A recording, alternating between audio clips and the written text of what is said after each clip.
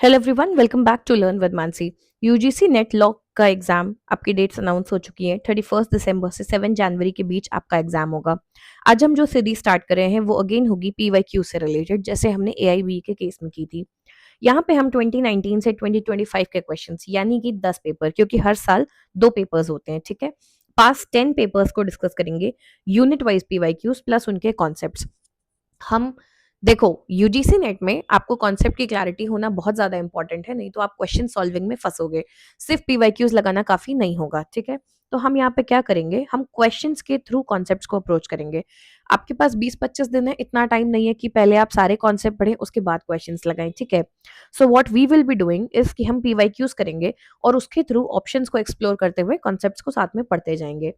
We are starting with family law. Family law की basic conceptual clarity अगर आप Hindu law में चाहते हैं, उसकी सीरीज ऑलरेडी चैनल पे अवेलेबल है। That is one subject which I had already covered when I started this platform, ठीक है। तो आप उसको वहां से चाहो तो शॉर्ट में एक फ्री टाइम में देख सकते हो, अदरवाइज हम यहाँ पे कवर करते जाएंगे, ठीक है। This is part 1। इसके 2 से 4 पार्ट और आएंगे होपफुली। पार्ट कितने हैं इस पे मत जाना, हम टॉपिक वाइज कवर कर रहे हैं एंड कॉन्सेप्ट साथ में कवर कर रहे हैं एंड ईयर वाइज चलेंगे। तो अभी हम जैसे 19 से स्टार्ट करेंगे and we will head towards June 2025 तक के सारे क्वेश्चन। मिस मत करना, पीवाईक्यूज काफी ज्यादा इंपॉर्टेंट होते हैं आपको पेपर में आपकी अप्रोच बिल्ड करने में। और आप 10 साल के पेपर का मतलब है हर साल के 100 क्वेश्चन इंटू 10, 1000 क्वेश्चंस आप कम से कम लगा के जाओगे। हर क्वेश्चन में 4 ऑप्शन होते हैं, तो आप लगा लो कि आप कितने टॉपिक्स को टच करते हुए निकलोगे। नॉर्मली एक अप्रोच होती है कि आप बहुत तगड़ी कॉन्सेप्चुअल क्लैरिटी बिल्ड करें, उसके बाद आप जो है पीवाईक्यूज करते हैं एक्सेट्रा।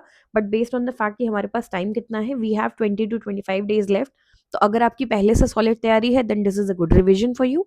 और अगर आप अब पढ़ना शुरू कर रहे हैं then this is the best you can do to maximise your result, okay. Time waste नहीं करते, आगे बढ़ते हैं। This is a little bit about me. अगर आप हिस्ट्री से रिलेटेड कुछ भी पढ़ना चाहते हो for any GS exam, UPSC, UPA, PCS, any state exam और NET JRF etcetera, you may subscribe my channel here, learn with Mansi history. This is our Telegram, please Telegram join कर लेना। Mostly lecture की update, अगला lecture कब आ रहा है, या अगर आज लेक्चर नहीं आ पा रहा है फॉर सम रीजन, सारी अपडेट वहां मिल जाती है। Plus you get to connect with me there. Same applies for Instagram, आप हमसे वहां पे भी कनेक्ट कर सकते हैं। अगर लेक्चर अच्छा लगे तो then do hype it, it helps my channel grow and it helps the video reach more people, okay. आगे बढ़ते हैं, पहला क्वेश्चन देखते हैं। Two persons are said to be related to each other by what relation when they are descended from a common ancestress but by different husband? अगर आपने AIB के lectures किए हैं तो एक क्वेश्चन वहां पे भी आया था, तो इससे हमें पता चलता है कि ये क्वेश्चन काफी कॉमन है, ये अक्सर पूछा जाता है। बाय द वे, इस लेक्चर में हम जून 2019 एंड दिसंबर 2019 के क्वेश्चन सारे कवर करेंगे इस वाले पार्ट में, पार्ट 1 में, ठीक है। ओके, तो दो लोग कैसे कनेक्टेड माने जाते हैं रिलेटेड टू ईच अदर? अगर वो कॉमन एंसेस्ट्रेस से आए हैं बट डिफरेंट हस्बैंड, यानी मदर सेम है, वुमन सेम है एंसेस्टर में, और हस्बैंड अलग है। तो बेसिकली एक ही औरत के बच्चे हैं पर उसके दो अलग अलग पतियों से हो सकते हैं, ठीक है। तो उन्हें क्या कहते हैं? ऑप्शंस हैं full blood, half blood, uterine blood या एग्नेट। देखो, इसका आंसर है सी, यूट्रीन ब्लड। कॉन्सेप्ट यहाँ पे समझ लो। फुल ब्लड कौन होते हैं? जिनके पेरेंट्स सेम है, जैसे आप और आपका सगा भाई, आपकी मम्मी भी सेम है और आपके पापा भी सेम है, ठीक है, तो आप हुए फुल ब्लड। हाफ ब्लड कौन होते हैं? जिनके फादर सेम है बट मदर डिफरेंट है, यानी सेम एंसेस्टर बट डिफरेंट एंसेस्ट्रेस। तो यानी एक आदमी की अगर मान लो 2 वाइफ्स थी, वाइफ 1 एंड वाइफ 2, और इनसे जो बच्चे हुए तो ये आपस में हाफ ब्लड हुए, हाफ फ्रॉम फादर, ठीक है। यूट्रीन, इसको ऐसे याद रखो कि आप एक यूट्रस में रहे हो, इसलिए आपका यूट्रीन, यूट्रस का रिश्ता है। तो यानी आपकी माँ सेम है बट फादर अलग है। अ वेरी फेमस केस है Shahid Kapoor and his brother, उनकी मदर सेम थी पर उनके फादर अलग थे। तो वो कैसे कनेक्टेड हुए एक दूसरे से? यूट्रीन ब्लड से, ठीक है। तो फुल ब्लड कौन हुए? दोनों माँ बाप सेम है। हाफ ब्लड हुए कि आपके फादर सेम थे, मदर अलग है। एंड यूट्रीन ब्लड हुआ अगर आपकी मदर सेम थी और फादर अलग है। फादर को एंसिस्टर बोला जाता है और फीमेल को एंसेस्ट्रेस बोला जाता है, ठीक है। सेम टाइम ये भी समझते जाओ कि एग्नेट्स और कॉग्नेट्स कौन होते हैं। देखो, एग्नेट्स होते हैं अगर आप सोली थ्रू मेल ब्लड लाइन से कनेक्टेड हो, यानी एक आदमी है, मेल है, ठीक है, उसका मेल सन हो सकता है, उसका मेल सन, उसका मेल सन, इसमें कोई भी औरत नहीं है, तो ये एग्नेट्स हुए एक दूसरे के। किसी भी वे में अगर मेल लीनियज चल रही है, मेल ब्लड लाइन, तो उसे हम एग्नेट बोलते हैं, ठीक है। कॉग्नेट कौन होते हैं? Connected through any combination of male and female blood line. मान लो एक आदमी था, उसका एक बेटा है, उसकी बेटी है एंड उसका फिर बेटा है, तो ये कॉग्नेट्स हुए आपस में, क्योंकि यहाँ पे बीच में एक फीमेल भी है इनकी ब्लड लाइन में। अगर सारे मेल्स के थ्रू कनेक्टेड हो तो आप एग्नेट्स होते हो, और अगर बीच में फीमेल भी है, combination of male and female, then it is cognate. I hope this is clear. This is how we are going to approach the question. आपने एक क्वेश्चन पढ़ा, उसका आंसर समझा, साथ में आपने 3-4 कॉन्सेप्ट भी सीखे कि क्या क्या होता है, ताकि अगली बार यूट्रीन ब्लड छोड़ के आपसे एग्नेट, कॉग्नेट, फुल ब्लड कुछ भी पूछे आप आंसर कर सकते हो। ठीक है, अगला क्वेश्चन देखते हैं। डावर, डाउरी को बोलते हैं, may be regarded as consideration for connubial intercourse by way of analogy to the contract for sale. एक केस में ऐसा कहा गया है, किस केस में ऐसा कहा गया था ये पूछा है। ऑप्शन है A Abdul Kadir versus Salma, option B Zubair Ahmad versus Jainanand Prasad, option C Rahana Khatoon versus Iqtidar Uddin, option D Hamsuddinisa Bibi versus Zaheer Sheikh. ये जून 2019 का क्वेश्चन है। अब देखो, केस लॉज में ना एक बहुत सीधा फंडा है, इसका कोई सोल्यूशन नहीं है। आपने कंसेप्चुअल क्लैरिटी से क्लासेस में बहुत अच्छे से पढ़ा होगा, तो आपको केस लॉज मेजोरिटी पता होते हैं वहां पे, क्योंकि आप सुनते जाते हो। ठीक है, बट अदरवाइज एग्जाम पर्सपेक्टिव से बोले, the only solution is to remember them. मतलब आपको पता है किस बारे में है तो है, नहीं तो नहीं पता है, इसमें आप कुछ गेस नहीं कर सकते। ठीक है, तो इनको जितना अच्छे से याद रख सको उतना अच्छा है। मेरी एडवाइस होगी, जब आप ये लेक्चर्स कर रहे हो, जब भी कोई केस लॉ का क्वेश्चन आता है, उसको साइड में एक single page of A4 sheet में नोट करते जाओ। पूरी कहानी नहीं, बट जैसे जो भी आंसर है उसके आगे कि किस बारे में था, ताकि जब आप फैमिली लॉ का टॉपिक खत्म कर लोगे, आपके पास एक सिंगल शीट होगी, जिसमें हो सकता है 25, 30, 40 जो भी केस लॉ के क्वेश्चन आए होंगे आज तक, वो सारे होंगे। वो आपको एंड में रिवीजन में हेल्प करेगा। ठीक है, इसका आंसर है ए अब्दुल कादिर वर्सेस सलमा। इसको फेमसली डावर केस भी बोलते हैं। डिस्प्यूट हुआ था over non payment of dowry and the reinstatement of conjugal rights after marriage. Landmark case था। जस्टिस महमूद ने कहा, he observe that under Muslim law marriage is considered a civil contract and not a sacrament. कि Muslim law के under शादी एक civil contract है, कोई secret bond नहीं है। The court analogized dower to be the price in a contract of sale to emphasize its legal and binding nature as an obligation upon the husband. Core issue इस case में क्या था, that whether husband could sue for restitution of conjugal rights without first paying the prompt portion of wife's dower. Wife ने dowry की demand की थी, जो उसका डावर तय हुआ था उसकी डिमांड की थी। तो क्वेश्चन ये था कि क्या husband restitution of conjugal rights के लिए सू कर सकता है बिना उसको पे किए। तो कोर्ट ने कहा, wife's right to dower and the husband's right to cohabitation दोनों साइमल्टेनियसली अराइज करते हैं। However the wife has the right to refuse cohabitation before consummation of marriage until her prompt dower is paid, similar to a vendor's lien on goods until the price is paid. ठीक है, if the marriage has already been consummated, यानी शादी already मतलब रिश्ता already बन चुका है, उसकी कंसेंट से, the husband is still required to pay the dower and the court can pass a conditional decree for conjugal rights का restitution. ठीक है, तो बेसिकली ये जो बात है कि dower as the price for connubial intercourse, ये यहाँ यूज किया गया था टू अंडरस्कोर वाइफ की financial security and rights within the marriage contract, कि आप वाइफ को प्रॉपर्टी की तरह ट्रीट नहीं करेंगे। ठीक है, नेक्स्ट क्वेश्चन देखते हैं। बाकी ऑप्शंस भी देखते हैं। ऑप्शन बी किस बारे में था, जुबैर अहमद वर्सेस जैनीन प्रसाद 1960 का केस था। मैंने समरी सबकी लगा दी, अगर मैं किसी को बहुत डिटेल में पढ़ के ना बताऊं तो प्लीज आप पॉज करके उसे समझ लेना। इस केस में बात हुई थी कि the widow can not transfer her late husband's property which she is holding to recover her dower. अगर विडो के पास उसके जो हस्बैंड की डेथ हो चुकी है उसकी कोई भी प्रॉपर्टी है जिसको वो होल्ड कर रही है इसलिए कि उससे वो अपनी डावर रिकवर कर सके, तो वो उसको ट्रांसफर नहीं कर सकती। उसको वो प्रॉपर्टी एंजॉय करने का राइट है under transfer of property act. ठीक है, ना कि उसे ट्रांसफर करने का। ऑप्शन सी था रेहाना खातून वर्सेस इक्तिदार उद्दीन। इस केस में इलाहाबाद हाईकोर्ट ने कहा था that dower is decided according to the customs being followed in the present times. अगर कोई कस्टम फॉलो नहीं हो रहा है, then dower shall be chosen according to the financial and social status of the parties. ठीक है, अगला question देखते हैं। In which of the following cases did supreme court hold that a relationship in the nature of marriage under the Domestic Violence Act must also fulfill some basic criteria? Merely spending weekends together or one night would not make it a domestic relationship. किस case में supreme court ने ये कहा था कि कोई भी relationship है जो मैरिज के नेचर के अंडर आता है, ठीक है, कोर मैरिज नहीं बोला है, नेचर ऑफ मैरिज में, अंडर डोमेस्टिक वायलेंस एक्ट, उसको कुछ और क्राइटेरिया भी फुलफिल करने चाहिए। सिर्फ कुछ वीकेंड साथ बिताना या एक रात साथ बिताना डोमेस्टिक रिलेशनशिप नहीं कहलाएगा। केसेस के ऑप्शन है पायल Katara versus Nari Niketan and others, option D Veluswamy, option B D Veluswamy versus D Patchaiammal, option C Bharati Math and others versus R Vijay Ranganathan and others, option D S Khushboo versus Kanniammal and others.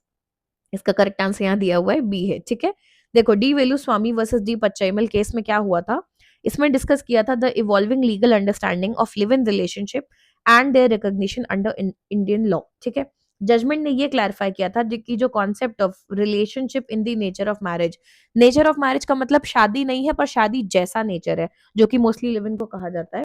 जब आप बात करोगे protection of women from domestic violence act और applicability under section 125, तो उसको related court में ये कहा गया that not all live in relationship qualify for legal protection. Her live in relationship में आप लीगल प्रोटेक्शन के लिए क्वालिफाई नहीं होते हो। इस कैटेगरी में आने के लिए कुछ कंडीशंस पूरी होनी चाहिए। म्यूचुअल प्रेजेंटेशन होना चाहिए, couple must present themselves to society as akin to spouses। Legal eligibility होनी चाहिए, दोनों पार्टीज क्राइटेरिया में आने चाहिए लीगल एलिजिबिलिटी की, ऐसा नहीं हो कि लीगल एज के ही नहीं हो आप। ठीक है, वॉलेंट्री कोहैबिटेशन होना चाहिए, दोनों अपनी मर्जी से एक सिग्निफिकेंट पीरियड के लिए साथ रह रहे थे, देखो सिग्निफिकेंट पीरियड लिखा है। शेयर्ड हाउस होल्ड, आप एक शेयर्ड हाउस होल्ड में रह रहे थे, जैसा कि डोमेस्टिक वायलेंस एक्ट का सेक्शन 2S डिफाइन करता है। ठीक है, next, which of the following section of Hindu adoption and maintenance act deals with rights of adoptive parents to dispose of their properties. अब ये याद रखने वाली चीज है, आपको एडॉप्शन के सारे सेक्शंस में याद होना चाहिए कि कौन सा सेक्शन किस बारे में बात करता है। ठीक है, ऑप्शन है सेक्शन 11, 12, 13, 14। डायरेक्ट क्वेश्चन है, बशर्ते आपको याद होना चाहिए। ठीक है, मैंने अडॉप्शन का पूरा यहाँ डेटा अटैच कर दिया है, आप इसको प्लीज अच्छे से याद करके जाओ कि किस सेक्शन में किस बारे में बात की जाती है। जितना याद रख सकते हो, एटलीस्ट मेजर वाले तो हर हाल में याद करके जाओ। इसलिए भी क्योंकि कई बार ना आपको क्रोनोलॉजी भी आ जाती है, तो उस केस में क्या होता है, मान लो आपको चारों नहीं भी याद है पर आपको एक दो की भी क्रोनोलॉजी याद है, तो या तो आप ऑप्शन हर हाल में मार्क कर लोगे, या एटलीस्ट आपकी 50% प्रोबेबिलिटी बढ़ जाती है कि आप सही ऑप्शन मार्क करोगे। हमारा यहाँ पे आंसर है सेक्शन 13। सेक्शन 13 का ये देखो बेयर एक्ट अटैच्ड है, right of adoptive parents to dispose of their properties. ठीक है, next, sapinda relationship on the line of ascent under the Hindu law extends. इसको मैंने बहुत अच्छे से एक छोटे से लेक्चर में डिटेल में डिस्कस किया है, आई वुड एडवाइस एक बार जरूर देख लेना, क्योंकि सपिंड समझ में आना बहुत जरूरी है। ये तो एक लाइन का आंसर है, आप याद कर लोगे, बट आई बिलीव आपको सपिंड समझ में आ जाना। तो अगर आपको क्वेश्चन भी दे दिया जाए, कोई केस दे दिया जाए, कोई सिचुएशन दे दी जाए कि ये इस इंसान से शादी कर सकता है कि नहीं, अगर आपको कंसेप्चुअली क्लियर है तो आप उसे बहुत अच्छे से कर पाओगे। आई बटन पे लेक्चर लिंक्ड होगा और डिस्क्रिप्शन में भी लिंक दिया होगा, मेरे हिसाब से छोटा सा लेक्चर है, उसे जरूर देख लेना। ऑप्शन है सपिंड रिलेशनशिप में कौन आते हैं, ए 3 डिग्रीज फादर की तरफ एंड 2 डिग्रीज मदर की तरफ। ऑप्शन बी फादर की तरफ 4 डिग्रीज, मदर की तरफ 3। ऑप्शन सी 5 डिग्रीज फादर की तरफ एंड 3 डिग्रीज मदर की तरफ। या फिर ऑप्शन डी 7 डिग्रीज फादर की तरफ और 5 डिग्रीज मदर की तरफ। Correct answer is C, 5 degrees father and 3 degrees mother. Basically आपको इंक्लूड करते हुए, पहली डिग्री आप खुद होते हो, आपके फादर ये 2nd डिग्री हुए, उनके फादर और मदर ये 3rd डिग्री हुए, उनके पेरेंट्स और उनके पेरेंट्स ये 5 डिग्रीज हुए, और मदर की तरफ जाओगे तो आपको इंक्लूड करते हुए आप पहले हुए, आपकी मदर 2nd और उनके पेरेंट्स इधर 3rd। ठीक है, तो 3 डिग्री माँ की तरफ और 5 डिग्री फादर की तरफ छोड़ के शादी की जाती है। कैसे क्या कॉन्सेप्ट वर्क करता है सपेंड का, हमने काफी डिटेल में पढ़ा हुआ है। ठीक है, अगला देखते हैं, which of the following is an essential condition in marz ul maut. अब ये नया वर्ड आ गया। ठीक है, चलो ऑप्शन देख लेते हैं। Option A, a malady which makes it impossible for the patient to move. कोई ऐसी सिचुएशन जहां पे पेशेंट का मूव करना इम्पॉसिबल है। Option B, it must be continued for more than a year, 1 साल से ज्यादा चलना चाहिए वो situation. Option C, there must be apprehension of death, death होने वाली है ऐसी एप्रीहेंशन होनी चाहिए। या फिर option D, a malady which causes problem with the heart. इसका correct answer is C, apprehension of death. तो देखो मर्जुल मौत बेसिकली क्या होता है, मर्ज बोलते हैं बीमारी को, हम लोग कहते हैं ना इस मर्ज की कोई दवा नहीं है, मर्ज इज इलनेस और मौत इज डेथ। तो कोई भी ऐसी इलनेस जो आपको डेथ की तरफ ले जा रही है उसे मर्जुल मौत माना जाता है। ठीक है, तो in Islamic law a gift made during marz ul maut death illness has a special status और सर्टेन कंडीशन फुलफिल होनी चाहिए। वो कंडीशंस क्या है, इलनेस और malady must be the cause of donor's death, जिसने भी वो गिफ्ट डोनर जो है जिसने दिया है उसी मर्ज की वजह से उसकी डेथ होनी चाहिए। Option B, illness must produce a reasonable apprehension of death in the mind of donor. Donor को ऐसा फील होना चाहिए, एप्रीहेंशन मतलब उसको ऐसा कन्विंसिंग लगना चाहिए कि मैं जाने वाला हूँ, अब मैं मेरी मौत होनी है। ऐसा नहीं है कि जरा सा मुझे बुखार आया तो हो गया, पर वो बुखार इतना सिवियर हो कि और मुझे अंदर से कन्विंसिंग हो कि मेरी इसमें अब मौत तय है, तो बात अलग है। ठीक है, वो मर्जुल मौत में आएगा।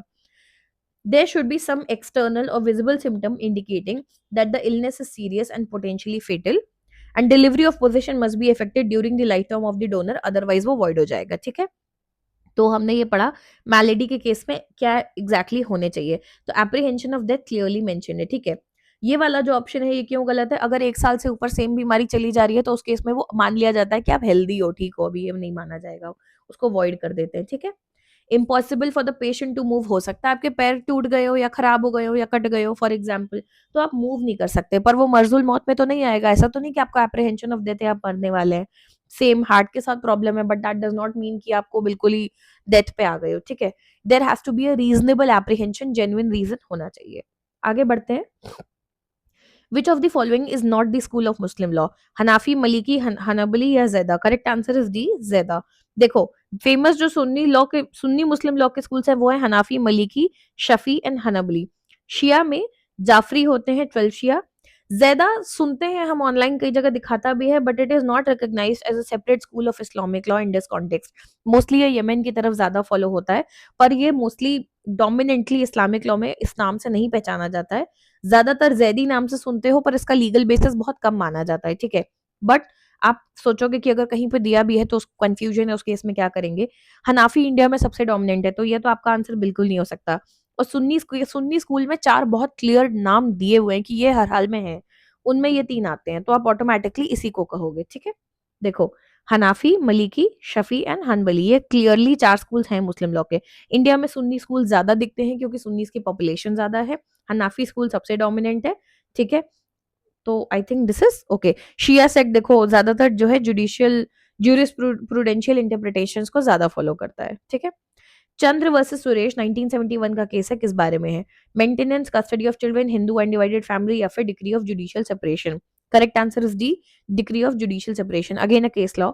In Chandra versus Suresh, the court granted a degree of judicial separation, emphasizing that cohabitation is not mandatory if the marriage has broken down and mutual respect has eroded. उन्होंने क्लियरली कहा कि अगर मैरिज एकदम खत्म हो रही है, broke down हो गई है, और म्यूचुअल रेस्पेक्ट इरोड मतलब खराब हो जाना, जैसे जंग लग जाना, ठीक है?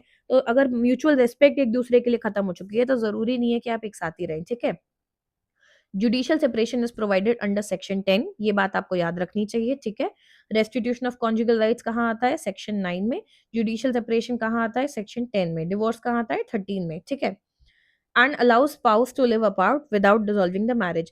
देखो, डिवोर्स से अलग होता है क्योंकि मैरिटल स्टेटस आपका खत्म नहीं होता। डिवोर्स में आपका मैरिटल स्टेटस खत्म हो जाता है, आप सिंगल हो जाते हो फिर से, ठीक है? बट जुडिशियल सेपरेशन में आप मैरिड होते हो, बस रहते सेपरेट हो। पार्टी स्टिल लीगली मैरिड होती हैं, बट ऑब्लिगेशन टू कोहैबिट, जो शादी की एक ड्यूटी होती है साथ में रहना, उससे फ्री हो जाते हो। कूलिंग ऑफ पीरियड की तरफ भी बहुत बार यूज होता है, कई बार लोग डिवोर्स की जगह उनको जुडिशियल सेपरेशन दे दिया जाता है कि क्या पता अलग रह के बाद में शांत होकर ये फिर से एक साथ आना चाहें, ठीक है? Next question. A wife has an implied authority of the husband to buy articles of household necessity. Implied मतलब बिन कहे कुछ authority होना, ठीक है? किस केस में? Option A, if the wife is living with her husband in a domestic establishment of their own. Option B, अगर wife separately रह रही है. Option C, if the wife is living with her husband not in a domestic establishment. या फिर option D, if the wife is provided a reasonable allowance by the husband for the purchase of household needs. कौन सी situation है जहां पे wife की एक implied authority है husband की, ठीक है, to buy articles of household necessity? Correct answer is A, अगर वाइफ हस्बैंड के साथ रह रही है एक डोमेस्टिक एस्टेब्लिशमेंट में। ये क्वेश्चन कहाँ से उठता है? डॉक्ट्रिन ऑफ नेसेसिटी से, एक ट्रेडिशनल लीगल कॉन्सेप्ट है जिसे हम एजेंसी ऑफ नेसेसिटी भी कहते हैं, जहां ये कहते हैं कि that a wife has an implied legal authority to purchase essential goods and services for the household on her husband credit. Husband की ट्रेडिशनली जिम्मेदारी मानी जाती है ना कि तुम पैसा कमा के लाओगे, वाइफ का हक बनता है उस पैसे से वो गृहस्थी चलाएगी, ठीक है? उस सेंस में बोला गया है, ठीक है? Under the law of agency, a wife is considered to have implied authority to pledge her husband's credit for necessities when she lives with him in a domestic establishment. अगर एक गृहस्थी में दोनों रह रहे हैं, ठीक है? ये rooted है in the agency of necessity. Principle is that cohabiting spouses mutual obligation share करते हैं and wife को presume किया जाता है कि वो husband की agent है जब वो घर के लिए कुछ जरूरत का सामान ले रही है, ठीक है? दिस इम्प्लाइड अथॉरिटी सीजेस जब वो अपने हस्बैंड से अलग रह रही हो विदाउट एनी कॉज, या अगर सुटेबल अलाउंस उसे दिया जा रहा हो, ठीक है? तो इसलिए ये ऑप्शन गलत हो गया था क्योंकि यहाँ अलाउंस आ गया था। अलग रह रही है तो भी गलत हो गया, and not in a domestic establishment तो भी गलत हो गया, तो आंसर इज ए, ठीक है? Next, under Muslim law marriage with a woman whose husband is alive is valid, सही, वॉइड या इरेगुलर? ये तो बहुत बेसिक सा है, आपको नॉर्मली भी पता हो। अगर कोई औरत है, उसका पति है और पति जिंदा है, हमें कहीं नहीं लिखा है कि उसका डिवोर्स हुआ है, ठीक है? तो उस केस में उससे शादी क्या होगी? वॉइड होगी, ठीक है? Next, given below are two statements, assertion and reason. Please assertion reason के क्वेश्चन प्रैक्टिस जरूर करके जाना, रीजन बीइंग और टाइम बाउंड सिचुएशन में, क्योंकि ये क्वेश्चन एग्जाम में टाइम लेते हैं। आपको आता है नहीं आता ये तो बात की बात है, क्वेश्चन अटेम्प्ट करना है कि नहीं ये पढ़ने में भी आपको 1 मिनट लग जाएगा। आप इस क्वेश्चन को भी मेरे साथ पढ़ोगे 30-40 सेकंड, 1 मिनट लगेगा। उसके बाद आप डिसाइड कर पाओगे कि आपको ये आता है नहीं आता है, इस पे सोचना है बैठ के क्या करना है। तो ये क्वेश्चंस आपका टाइम कंज्यूम करते हैं, ये बहुत, अगर एक से बहुत ज्यादा आ गए पेपर में ना तो आपका बहुत टाइम खर्च होता है। तो प्लीज इनकी प्रैक्टिस अच्छे से करके जाना। असर्शन देखते हैं। Every Hindu is bound to maintain his or her legitimate or illegitimate minor Hindu children. अगर आपने हिंदू लॉ के लेक्चर्स किए तो आपको ये बात ऐसी पता होगी कि ये सही है। कोई भी हिंदू है उसकी जिम्मेदारी है कि वो अपने लेजिटिमेट बच्चे हो चाहे इलेजिटिमेट हो उनको मेंटेन करेगा जब तक वो माइनर है, ठीक है। रीजन क्या दिया है, under section 20 sub clause 2 of Hindu adoption and maintenance act, a legitimate or illegitimate minor child may claim maintenance from his or her father or mother. अब हमें बोला है कि एक हिंदू है तो उसको अपने माइनर बच्चे को मेंटेन करना होगा चाहे वो लेजिटिमेट हो या इलेजिटिमेट। रीजन दिया है कि एक सर्टेन सेक्शन है वहां पे बात लिखी है। अब ये सेक्शन अगर आपको याद है और वो बात वहां पता है कि लिखी है तो आप इसको आंसर कर लोगे। ऑप्शन से A is true, R is false, B is A is false, R is true, C is की दोनों सही है और R correct explanation, and D is A and both are true but R correct explanation नहीं है। Correct answer is C, दोनों true है and R correct explanation है। Section 20 maintenance of children and aged parents की बात करता है and सब क्लॉज 2 इस बारे में क्लियरली कहता है कि लेजिटिमेट और इलेजिटिमेट चाइल्ड जो है may claim maintenance from his or her father or mother so long as the child is minor. अगर माइनर बच्चा है तो वो मेंटेनेंस क्लेम कर सकता है दोनों माता और पिता से। तो ये बात तो बिल्कुल सही है और इसी वजह से ऊपर वाली बात भी सही है। तो असर्शन एंड रीजन दोनों सही है और आर करेक्टली उस बात को एक्सप्लेन करता है। Next, arrange the provisions of Hindu succession act in chronology. अब देखो मैंने बोला था क्रोनोलॉजी के क्वेश्चंस आ सकते हैं। अब ये आपको क्रोनोलॉजी में भी पता होना चाहिए, ये नहीं कि आपको सिर्फ सेक्शन याद है, क्रोनोलॉजी भी दिमाग में रहनी चाहिए। तो अगर आपको मान लो सारे नहीं पता है, एक दो भी पता होते हैं ना, तो आपके लिए आसान हो जाता है थोड़ा। Option A, presumption in case of simultaneous death. Option B, failure of heirs। Option C, act not to apply to certain properties. D, full blood preferred to half blood. अब कुछ क्रोनोलॉजी दी हुई है, इनमें से कौन सी सही है, ए बी सी और डी में से। इसका करेक्ट आंसर है सी, जहां पे सी डी ए और बी करेक्ट क्रोनोलॉजी है। सबसे पहले आता है section 5 act not to apply to certain properties. उसके बाद आता है अम, ये section 18 full blood preferred to half blood. फिर आता है 21 presumption in case of simultaneous death और फिर आता है 27 सक्सेशन व्हेन हेयर डिस्क्वालिफाइड, ठीक है। Next question, which one of the following is not a primary source of Muslim law. Muslim law के सोर्सेस के हिसाब से चलेंगे यहाँ पे। ऑप्शन है कियास, कुरान, तकलीद या सुन्नत। बेसिक नॉलेज भी होगी आपको, अगर मान लो नहीं भी पढ़ा है तो भी आपको पता है कुरान आंसर नहीं है। ये मैं ये भी बात कर रही हूँ कि आप क्वेश्चन कैसे अटेम्प्ट करोगे। लेट्स अज्यूम आपने नहीं पढ़ा है तो फिर क्या करोगे। कुरान तो नहीं हो सकता, इतना तो हम सबको पता है कि कुरान तो उनके लिए सबसे बेसिक बुक मानी जाती है जिसके हिसाब से वो लोग चलते हैं अपने धर्म में, इस्लाम में, ठीक है। तो एक आंसर तो बिल्कुल नहीं हो सकता। एटलीस्ट आपका वन एक ऑप्शन एलिमिनेट होता है। अब बात करते हैं सुन्नत की। अगर आप थोड़ा सा जनरली सोशली अवेयर हो तो आपको पता होगा सुन्नत वर्ड बहुत कॉमनली यूज होता है कि जो अंडरस्टैंडिंग्स है उनको सुन्नत में लाया जाता है, ठीक है। मैं होती तो मैं इन दो ऑप्शंस को तो बिल्कुल नहीं मार्क करती। अब इनमें डाउट आना जायज है अगर आपने पढ़ाई नहीं की है, बट स्टिल आपके 50% चांस बढ़ जाते हैं कि आप सही मार्क करोगे। एंड नेगेटिव मार्किंग नहीं है तो अटेम्प्ट जरूर करोगे। सही करो गलत करो देखो बात की बात है, बट एक स्कोप बढ़ जाता है। 4 में से 1, 2 में से 1, समझ रहे हो ये फर्क है। तो ऐसे आप क्वेश्चन अटेम्प्ट करते हो जब आपको कुछ भी ना आता हो, ठीक है। हवा में तुक्का ना मार के थोड़ा सा दिमाग लगाना है। तो देखो आंसर है सी, तकलीद। कुरान वर्ड ऑफ गॉड जो माना जाता है कि अल्लाह ने खुद कहा है वो कुरान में लिखा है, तो वो तो हर हाल में सोर्स है। सुन्नत क्या होता है, practice and teachings of prophet recorded in Hadith. Prophet Mohammad ने जो भी किया, जो भी उनकी प्रैक्टिसेस थी, उनकी टीचिंग्स थी, उन्हें हदीद में रिकॉर्ड किया गया, ठीक है, और उसे हम सुन्नत कहते हैं। कुरान क्या है, अल्लाह का कहा हुआ, प्रॉफिट का नहीं, अल्लाह का कहा हुआ वर्ड ऑफ गॉड। एंड सुन्नत क्या है, जो प्रॉफिट ने किया, प्रॉफिट ने प्रैक्टिस किया या जो उन्होंने सिखाया। कियास क्या होता है, analogical reasoning used to derive legal rulings for new situations by comparing them to the principles found in Quran and सुन्ना। सुन्नत को सुन्ना भी बोलते हैं, ठीक है। तो कियास क्या है कि अगर कोई नई सिचुएशन हमारे सामने आ जाती है तो अब उससे हम कैसे डील करें। कुरान में उसके बारे में मान लो एग्जैक्टली कुछ नहीं कहा गया है या सुन्नत में भी नहीं कहा गया है, तो कुरान और सुन्नत को पढ़ के समझ के एक रीजनिंग ड्रॉ करते हुए करंट सिचुएशन में अप्लाई करके कोई लीगल रूलिंग निकालना, उसे हम कहते हैं कियास, ठीक है। और एक चौथा होता है इजमा, ये नया सीखते जाओ यहाँ पे। कंसेंसस बोलते हैं बेसिकली, इजमा कंसेंसस ऐसे याद रखो, ठीक है। कियास रीजनिंग, ठीक है। सुन्नत प्रॉफिट का सिखाया हुआ, Quran word of God. Okay, इजमा क्या है? Consensus of Islamic scholars on legal issues not explicitly mentioned in Quran and Sunna. अब कियास और इजमा में फर्क क्या है? कियास में क्या होता है? कुरान और सुन्नत के बेसिस पे एक एनालॉजिकल रीजनिंग ड्रॉ करते हुए किसी नई सिचुएशन में अप्लाई करना, वो हो गया नया लीगल रूलिंग निकालना, उसे हम कहते हैं कियास। इजमा क्या होता है? स्कॉलर्स के बीच में आपस में एक कंसेंसस बन जाना अपने सहमति से, आपसी सहमति से किसी लीगल इशू में, वो जो क्लियरली कुरान या सुन्नत में मेंशन नहीं है। ठीक है, इसके अलावा क्या सोर्सेज होते हैं? ये प्राइमरी सोर्सेज हो गए। सेकेंडरी सोर्सेज में क्या आता है? लेजिस्लेशन, जो कोर्ट लॉ निकाल रहे हैं। ठीक है, जो लेजिस्लेशन जो पार्लियामेंट में पास हो रहे हैं, जुडिशियल डिसीजन होते हैं। ठीक है, जो कोर्ट ने जजमेंट्स दिए हैं, और कस्टम्स भी होते हैं। ठीक है, तो ये आपके मोस्टली सोर्सेज में यही आते हैं, ये सेकेंडरी होते हैं। तखलीद क्या है? इमोर्टलाइजिंग, प्रिजर्विंग और कमेमोरेटिंग समथिंग, किसी चीज को इमोर्टलाइज मतलब अमर कर देना, प्रिजर्व करना या कमेमोरेट करना। ठीक है, उसे हम तकलीद कहते हैं। तो वो कोई भी प्राइमरी सोर्स नहीं है। ठीक है, next question, which section of Hindu marriage act deals with matrimonial remedy of divorce? अब देखो फिर से सेक्शन बेस्ड है। 13 डिवोर्स की बात करता है, ये मैंने थोड़ी देर पहले कहा था। ठीक है, तो मैट्रिमोनियल रेमेडी ऑफ डिवोर्स कहाँ कहाँ डिस्कस्ड है ये पूछा है। 13 17 या 13B। ऑप्शंस हैं A C and D, option है BC D, ऑप्शन है A B D, या फिर A B and C। Correct answer is C, A B and D। देखो 13 डिवोर्स की बात करता है, 13 है ऑल्टरनेट रिलीफ की बात करता है डिवोर्स में, 13B म्यूचुअल कंसेंट की बात करता है। ये भी प्लीज याद रखना है, ऐसे 13B म्यूचुअल कंसेंट। ठीक है, 17 पनिशमेंट ऑफ बाइगेमी, बाइगेमी मतलब एक से ज्यादा शादी करना, उसकी पनिशमेंट की बात करता है, तो 17 यहाँ पे नहीं आएगा। ठीक है, नेक्स्ट क्वेश्चन देखते हैं। एक लिस्ट दी है, उसको दूसरी से मैच करना है। अगेन देखो सेक्शन और आपको प्रोविजन पहचानना है, तो इतना तो आपको समझ में आ गया। कोई भी बैराक की बात कर रहे हो, कोई भी सब्जेक्ट की बात कर रहे हो, आपको सेक्शन और वो किस बारे में बात कर रहा है ये याद होना चाहिए।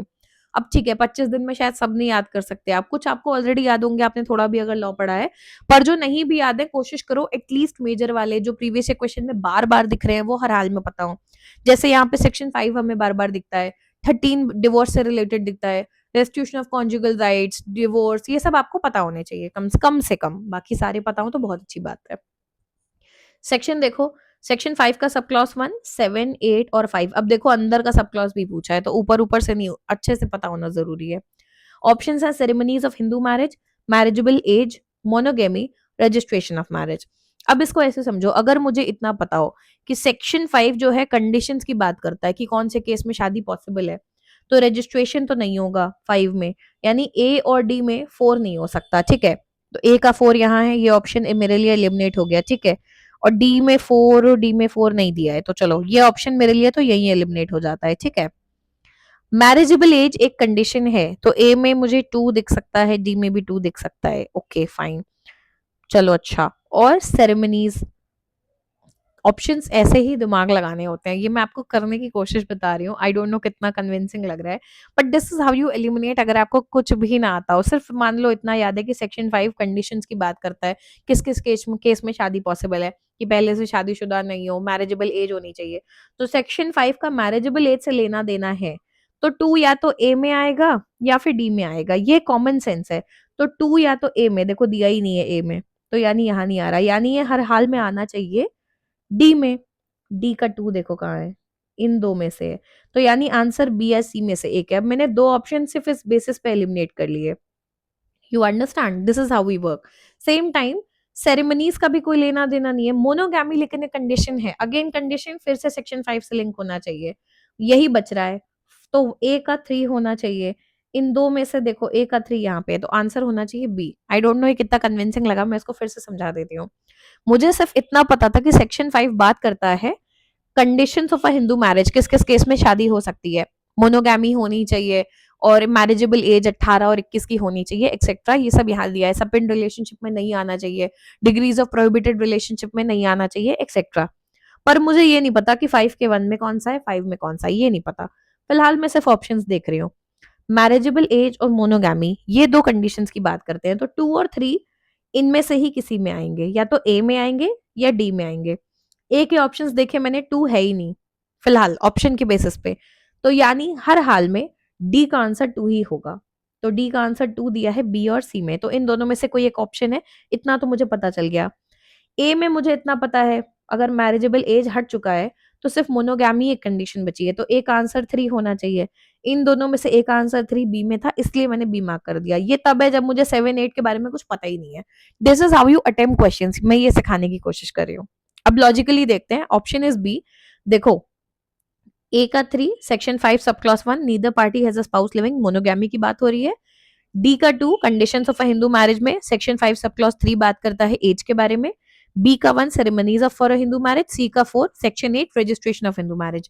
टेक्निकली कोशिश करो कि आपको सेक्शंस याद हो, ठीक है। Next question, read the following statement in the light of Hindu adoption and maintenance act और आंसर करो। फिर से सेम है, सेक्शंस दिए हैं, किस बारे में सही आइडेंटिफाई करना है। Option A section 7 capacity of a male Hindu to take in adoption. Option B section 13 valid adoption not to be cancelled. Option C section 12 deals with effect of adoption, या फिर D section 15 right of adoptive parents to dispose of their properties. Options क्या है, A and सी सही है, B and D सही है, B and सी सही है, या फिर ए एंड डी सही है। करेक्ट आंसर क्या है, ए एंड सी सही है। देखो, सेक्शन 7 बात करता है capacity of a male Hindu to take in adoption, ये बात सही है। 12 बात करता है इफेक्ट्स ऑफ अडॉप्शन। अब इसको देखो, याद रखने के भी तरीके हैं। क्रोनोलॉजी में थोड़ा सा सोचने की कोशिश करो। सबसे पहली बात तो यही होगी कि अडॉप्शन इस चैप्टर से रेगुलेट हुआ। वैलिड अडॉप्शन की कंडीशन क्या होती है, हिंदू मैरिज में सेक्शन 5 बात करता था valid conditions for a marriage, यहाँ पे 6 है रिक्वेस्टीज ऑफ अ वैलिड अडॉप्शन। ये याद रखो, पहले मेल आएगा फिर फीमेल। तो 7 में मेल, तो 7 में मेल अडॉप्ट कर सकता है, उसकी क्या कंडीशन है, तो अगले में ही फीमेल है। अब आपको 7 अगर याद है तो 8 फीमेल होगा, हर हाल में पता है। फिर अगली बात है कौन अडॉप्शन में दे सकता है, उसके अगले में होगा किसको अडॉप्ट कर सकते हैं, और फिर होगा अरे और भी तो कंडीशंस होंगे, वो भी तो देखो। अरे पर इस अडॉप्शन का असर क्या होगा, 12 में वो आएगा। तो इस तरीके से अपने आप में दिमाग में कहानी बिल्ड करनी होती है, वट एवर सूट्स यू, जिस तरीके की कहानी आपको हेल्प करे, जिससे आप याद रख सकते हो, ठीक है। आगे बढ़ते हैं। Which of the following is not correct under Muslim law, यहाँ पे गिफ्ट और विल के कॉन्टेक्स्ट में क्वेश्चन है, ठीक है। In a gift transaction delivery of possession is necessary, will में जरूरी नहीं है। Option B doctrine of musha is also applicable in case of disposition by will. Option C right of donor to a gift is unrestricted, but right of making a bequest is limited in two ways. Option D, after completion, a gift cannot be revoked unless by a formal decree of court. Will may be revoked at any time after making of it. ठीक है। अब इसको थोड़ा सा सोच के समझो। मुझे नहीं पता डॉक्ट्रिन ऑफ मूशा क्या होता है। अगर गिफ्ट और विल की बेसिक नॉलेज है तो तुम अटेम्प्ट कर सकती हो ना। गिफ्ट के ट्रांजैक्शन में डिलीवरी ऑफ पोजीशन नेसेसरी है, विल में ऐसा जरूरी नहीं है। तो वसीयत क्या होती है कि मैंने लिख दिया कि मेरे मरने के बाद ये प्रॉपर्टी इसको दे देना। क्या वसीयत बनाने में तुरंत वो प्रॉपर्टी उसको पकड़ाना जरूरी है? नहीं। तो डिलीवरी ऑफ पोजीशन जरूरी नहीं है, बट गिफ्ट में होता है। मैं आपको कुछ गिफ्ट दे रही हूँ तो हाथ के हाथ गिफ्ट दिया जाएगा। तो ऑप्शन ए तो सही लग रहा है, हमसे नॉट पूछा है तो ये आंसर नहीं हो सकता, ठीक है। ये चलो अभी मुझे पता ही नहीं होता क्या है। सी पे आते हैं। Right of donor to a gift is unrestricted, मैं अगर कोई चीज गिफ्ट दे रही हूँ तो मेरा उस पर पूरा हक होना चाहिए ना, अनरिस्ट्रिक्टेड राइट होना चाहिए। किसी और का सामान तो उठा के गिफ्ट दे नहीं सकती, तो ये बात तो सही लग रही है। But the right of making a bequest is limited in two ways, but will में किसी को कुछ चीज छोड़ के जाने में कुछ लिमिटेशन है। अब हाँ, यहाँ पे थोड़ी बहुत विल की नॉलेज होना जरूरी है, पर ऊपर वाली बात तो बिल्कुल ही सही लग रही है मुझे, तो मैं फिलहाल इस ऑप्शन को भी शायद ना मार्क करूं। डी को देखते हैं। After completion gift can not be revoked unless by a formal degree of court and will may be revoked any time after making it. ये बात तो मुझे हर हाल में पता है कि वसीयत को रिवोक किया जा सकता है। भाई बना दी, इसका मतलब ये थोड़े कि पत्थर की लकीर हो गई, बाद में वो बच्चा बदमाश निकल गया तो मैंने हटा दिया उसको अपनी वसीयत से। तो ये तो बात सही है कि विल को रिवोक किया जा सकता है, ठीक है। गिफ्ट को रिवोक नहीं किया जाता, ये बात सीख के जाओ यहाँ से। ये बात सही है, इसलिए ये ऑप्शन गलत है। तो ए और बी तो हर हाल में गलत है। ये तब है जब मुझे पता ही नहीं कि डॉक्ट्रिन होता क्या है। This is how you attempt a question, जब आपको सब कुछ ना आता हो। हर क्वेश्चन में हर ऑप्शन पूरी तरह आता हो ऐसा जरूरी नहीं है। इसका मतलब ये नहीं है कि आप उस क्वेश्चन को अटेम्प्ट नहीं कर सकते। कॉमन सेंस लगाना है, दिमाग लगाना है, ठीक है। सी और बी में अब कंफ्यूजन है, ये तो पता ही नहीं क्या है, तो अभी छोड़ देते हैं। Right of donor to a gift is unrestricted, but right of making a bequest is limited in two ways. अब अगर मुझे कुछ भी ना आता हो तो मुझे क्योंकि ये बात पता है कि सही है, भले इसमें डाउट है, तो भी मैं इसको ना अटेम्प्ट करके बी को ही मार्क करने की कोशिश करूंगी, क्योंकि मुझे इसके बारे में फिर भी कुछ पता है, इसके बारे में कुछ भी नहीं। हो सकता है आप गलत भी हो जाएं, बट 50% चांस है कि आप सही मार्क करेंगे, ठीक है। आंसर देखते हैं, बी है। Doctrine of musha is also applicable in case of disposition by will, ये बात गलत है। तो देखो, गिफ्ट को क्या बोलते हैं, हिबा भी बोलते हैं, ये बात याद रखना। अगली बार पता चला गिफ्ट ना लिख के हिबा लिख दिया, आपको पता ही नहीं कि बात क्या हो रही है, ठीक है। हिबा होता है ट्रांसफर ऑफ प्रॉपर्टी जो इमीडिएटली किया जाए। विदाउट एनी एक्सचेंज, एक्सचेंज नहीं, जरूरी नहीं मैंने आपको गिफ्ट दिया आप मुझे बदले में कुछ दें, ठीक है। वन पर्सन टू अनदर, और दूसरे ने एक्सेप्ट भी किया है, चाहे वो खुद करे चाहे उसके बिहाफ पे कोई गार्जियन एक्सेप्ट करे, ठीक है। रूल्स गवर्निंग हिबा आर डिराइव फ्रॉम कुरान, हम पहले ही पढ़ चुके हैं, हदीत एंड वेरियस स्कूल्स, ठीक है। बेसिक प्रिंसिपल गिफ्ट का क्या होता है कि exchange gift among yourself so that love में इंक्रीज, ठीक है। डेफिनेशन ऑफ गिफ्ट और हिबा कहाँ दी है, कंजल अल दकीक में, ये हमारे लिए उतना रिलेवेंट नहीं बट बता दिया, ठीक है। डिक्लेरेशन होना चाहिए गिफ्ट का डोनर की तरफ से, क्लियर होना चाहिए, अनइक्विवोकल, ठीक है। और इंटेंशन होनी चाहिए, ट्रांसफर ऑफ ओनरशिप एविडेंट होनी चाहिए बात। एक्सेप्टेंस ऑफ गिफ्ट होना चाहिए, चाहे वो खुद करे चाहे उसका गार्डियन करे। Delivery of position, actual delivery होनी चाहिए, नहीं कि मैंने सिर्फ बोल दिया है, एक्चुअली में वो चीज तुम्हारे पास पहुंचनी चाहिए, ठीक है, कंप्लीट करने के लिए। काइंड्स ऑफ गिफ्ट भी है, यहाँ स्क्रीनशॉट अटैच है, प्लीज पढ़ लेना, ठीक है, यही लगा दिया है। रेवोकेशन ऑफ गिफ्ट हो सकता है डिलीवरी ऑफ पोजीशन के पहले, तो कभी भी, मान लो मैंने बोला मैं तुम्हें एक ड्रेस गिफ्ट करूंगी, ठीक है, तो देने के पहले तक तो मैं रिवोक कर सकती हूँ, बट एक बार दे दिया ना, तुम्हारे पास पहुंच गई, उसके बाद नहीं पॉसिबल है, अनलेस कोर्ट का ऑर्डर ना हो, इन सब केसेस में अलाउड नहीं है। और विल की बात करें तो टेस्टामेंट या वसीयत, जिसे हम बोलते हैं लीगल डॉक्यूमेंट होता है, जिसमें आप कुछ भी किसी के लिए छोड़ के जाते हो अपनी वसीयत में, ठीक है। अब मेन बात करते हैं essentials of a valid will की। जो भी विल बना रहा है, also known as a testator, competent होना चाहिए, यानी मेरा एक्चुअली उस चीज का हक होना चाहिए, किसी और की जमीन थोड़ा आपके लिए छोड़ के चली जाऊंगी, ठीक है। जिसके फेवर में विल बनाने जा रहे हैं वो भी कंपिटेंट होना चाहिए to accept it. Bequest subject must be lawful, it can not exceed the testator's power which is one third of their estate. वसीयत में आप अपनी एस्टेट के वन थर्ड से ज्यादा नहीं छोड़ सकते। विल रिवोक कैसे हो सकती है, किसी भी टाइम, डेथ के पहले, मैंने बनाई थी, मेरे मरने के पहले, तो कभी भी रिवोक हो सकती है, ठीक है। नेक्स्ट क्वेश्चन देखते हैं, which of the following is not correct under section 8 of Hindu succession act, the property of a Hindu male dying interstate shall devolve. Section 8 जो है हिंदू सक्सेशन एक्ट का, डिवोल्यूशन की बात करता है, हमने सक्सेशन काफी डिटेल में कवर किया हुआ है, specially class 1 class 2 air. I would suggest छोटा सा लेक्चर है, जरूर देखना, काफी क्लैरिटी आ जाएगी कि वो कैसे काम करता है। उसके बाद तुमको कुछ भी पूछ लिया ना, क्लास 1 कौन होते हैं, क्लास 2 कौन होते हैं, एग्नेट कौन है, कॉग्नेट कौन है, क्लास 1 के अंदर कैसे डिवॉल्व होता है, 2 के अंदर कैसे डिवॉल्व होता है, सब समझ में आ जाएगा। मुश्किल से 10-15 मिनट का लेक्चर है, आई वुड एडवाइस प्लीज देखना, ठीक है।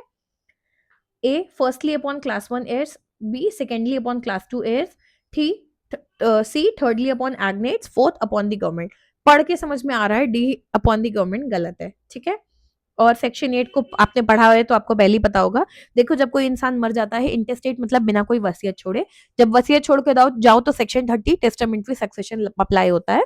पर अगर आप मेल हिंदू हैं और मर जाते हैं बिना कोई वसीयत छोड़े, तो सबसे पहले आपके क्लास 1 एयर्स जो है उनके पास जाएगा, वो नहीं अवेलेबल है तो क्लास 2 एयर्स के पास जाएगा।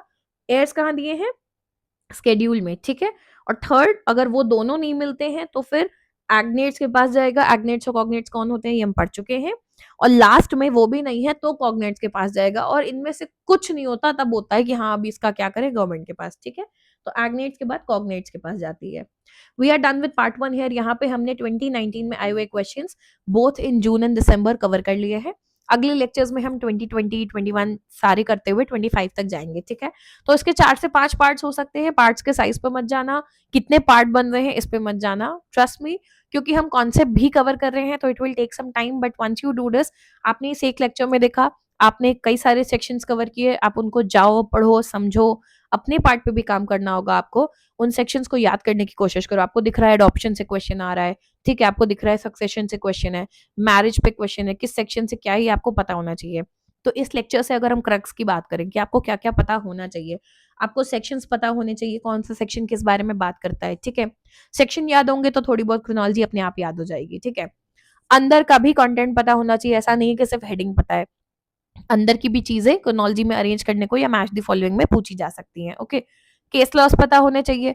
आई गेट इट, सारे केस लॉस नहीं कर सकते, एटलीस्ट जो पीवाईक्यूज में है उतने तो हर हाल में पढ़ के जाओ, ठीक है, वो आपको याद होने चाहिए। आई टोल्ड यू एक सिंगल शीट पे मेंटेन कर सकते हो आप उन्हें। उसके अलावा मुस्लिम लॉ में देखो कोई बेर एक्ट नहीं होता है वैसे भी, तो बहुत सारी चीजें कंसेप्चुअल हैं, तो उनके क्योंकि मैंने लेक्चर्स नहीं कवर किए हैं इन डिटेल ऑलरेडी, जो मैं आगे अभी करूंगी अगले 1 महीने में ही, धीमे धीमे साइड में चलता रहेगा वो, तो उस केस में आप मुस्लिम लॉ को यहाँ पे कॉन्सेप्ट के थ्रू, क्वेश्चन के थ्रू समझते जाओ, और जो चीज में क्लैरिटी नहीं है उसको गूगल करके थोड़ा और पढ़ के अच्छे से समझ के जाओ, ठीक है। ऐसे पढ़ोगे तो आप पिछले 10 पेपर्स के थ्रू काफी सारे कॉन्सेप्ट को टच कर लोगे, जो आपको नेक्स्ट पेपर में काफी हेल्प करेगा। टाइम बाउंड पेपर प्रैक्टिस जरूरी है, सूनर और लेटर आप जरूर करें उसे, क्योंकि कई बार क्या होता है हमें पेपर तो आता है पर हम उसे अटेम्प्ट करने में फंस जाते हैं, टाइम की कमी हो जाती है। आजकल एसोसिएशन रीजन जैसे क्वेश्चन, क्रोनोलॉजी के क्वेश्चन बहुत ज़्यादा आते हैं, कम नहीं मतलब भरा होता है पेपर इनसे, तो आपका पेपर लेंदी बहुत होता है, तो उसके लिए आपको प्रिपेयर होके जाना पड़ेगा, ठीक है? अगले लेक्चर में मिलते हैं। पसंद आया तो लाइक, शेयर और सब्सक्राइब कर देना, लेक्चर को हाइप कर देना, टेलीग्राम जॉइन कर लेना, अपडेट्स वहाँ पे मिल जाएँगे। सेम फॉर इंस्टाग्राम, इन दोनों जगह पे आपको रेगुलर अपडेट्स मिलते हैं लेक्चर्स की। हिस्ट्री से रिलेटेड कुछ भी जॉइन करना हो then do subscribe to my other channel, ठीक है? Thank you.